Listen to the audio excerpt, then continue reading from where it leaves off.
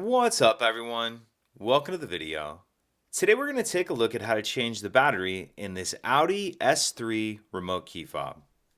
This Audi S3 key fob is going to use replacement battery CR2032, and I'll put a link in the description box of this video to where you can find these replacement batteries if you're in need.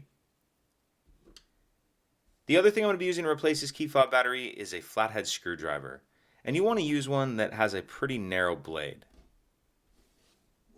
So the first thing I'm going to do is grab my key fob, flip it over so the buttons are facing down.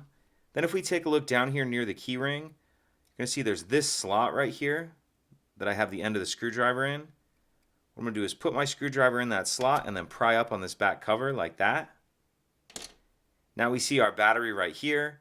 And the reason why you want to use a screwdriver that has kind of a narrow blade on it is because you want it to fit down in this slot right here. That slot will allow you to get under the edge of the battery and pop that battery out of the holder. Now I'm going to grab my new replacement battery, and you want to make sure that you're installing that with the plus side up, positive side up. And I'm going to tuck this edge in first, the side opposite of that notch we used to get the battery out.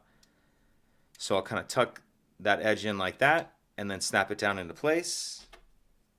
And then we can snap the back cover on, and that's it. If you could take a second to like and subscribe, it helps us out, and I'd appreciate it. Thank you.